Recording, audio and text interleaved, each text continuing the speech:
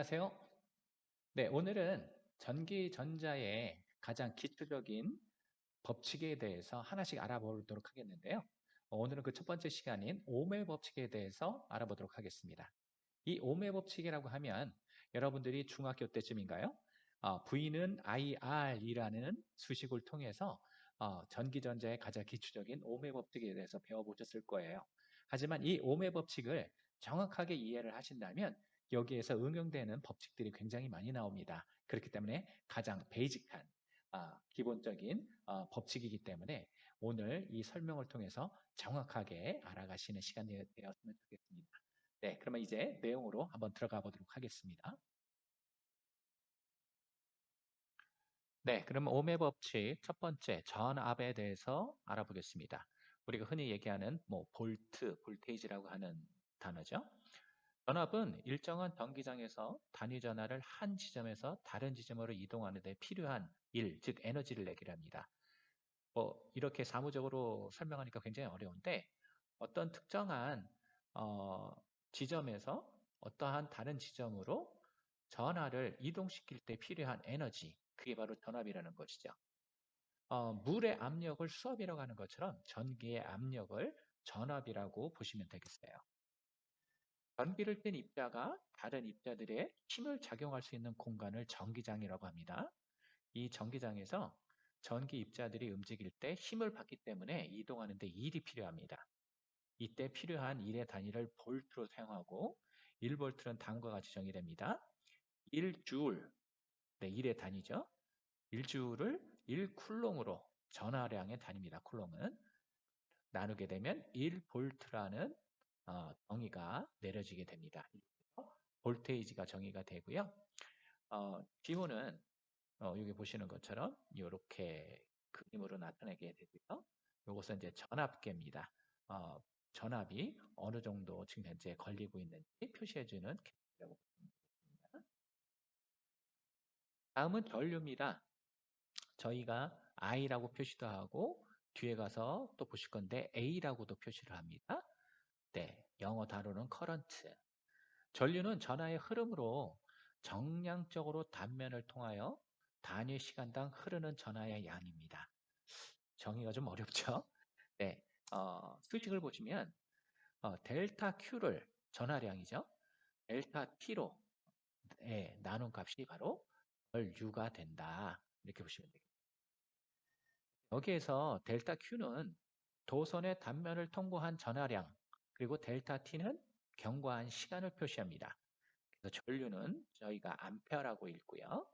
1암페어는 1A라고 쓰고 1쿨롱을 1초로 나눈 값, 그게 바로 1암페어죠. 즉 1A의 즉 1암페어 전류는 1쿨롱의 전해량이 도선의 단면을 통하여 1초 동안 흐르는 것을 말합니다. 이 건전지에 전구를 연결을 했을 때 전류의 방향은 플러스에서 마이너스로 가지만 실제적인 전자의 이동은 마이너스에서 플러스로 이동해 가면서 이 전구를 밝게 밝혀줄 수 있게 됩니다. 다음은 저항입니다. 레지스턴스라고 하고 우리가 R이라고 쓰게 됩니다. 물체에 전류가 흐를 때 이 전류의 흐름을 방해하는 요소를 저항이라고 합니다. R은 저항값은 볼테이지를 커런트로 나누게 되면 나오는데요. 요 값은 V는 IR이라는 기초 공식에서 나오게 되죠. 어떤 도체에 흐르는 전류는 도체에 걸린 전위차에 비례합니다. 저항에 대해서 반비례하죠. 이것이 바로 오음의 법칙입니다. 이때의 비례상수가 이 도체의 저항이며 단위는 오음이라고 씁니다. 요 기호 많이 보셨을 거예요. 그래서 1오음은 1볼트를 1암페어로 나눈 값과 같은 거죠. 그래서 저항의 기호는 이렇게 톱니처럼 보이는 그림을 쓰게 되고요. 그리고 우리가 많이 보아왔던 막대 저항을 보게 됩니다. 그래서 저항에 대한 그래프인데요. 이 저항 그래프를 이해를 하면 V는 IR이라고 하는 저항 공식, 오음의 법칙에 대해서 더 명확하게 이해를 할 수가 있습니다. 지금 보시면은 X축이 볼테이지죠. 그리고 Y축이 커런트 I입니다. 그랬었을 때 이 큰 저항을 갖는 그래프는 이 기울기가 작아요. 기울기가 작게 눕게 되고, 그리고 작은 저항을 갖는 그래프는 기울기가 큽니다. 그래서 이게 빨딱 쓰는 그래프를 갖게 되죠. 그런데 여기서 보시면은 다이오드라는 디바이스의 특성이 아주 특이해요. 이 플러스 쪽에서는 이 저항이 굉장히 작게 나오지만 이 마이너스 쪽 영역에서는 저항이 굉장히 큰 특성을 가지게 되죠. 이게 바로 다이오드의 기본 특성인데요. 이러한 특성 때문에 반도체라고 얘기를 하는 것이죠.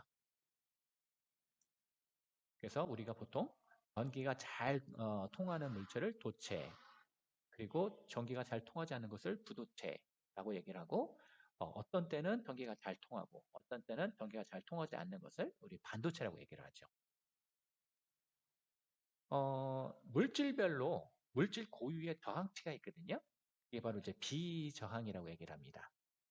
이 비저항의 크기가 작아서 전기를 잘 결대하는 물질이 도체, 그리고 비저항의 크기가 커서 전기를 잘 전달하지 못하는 물질을 부도체, 그리고 반도체는 주어진 조건에 따라서 도체와 부도체의 특징을 모두 보일 수 있는 물질이죠. 앞서서 말씀드렸던 것처럼 비저항이라는 것은 어떠한 특정한 물질의 고유의 전기 저항 값입니다. 네, 전기전자 회로의 가장 기본적인 회로도입니다.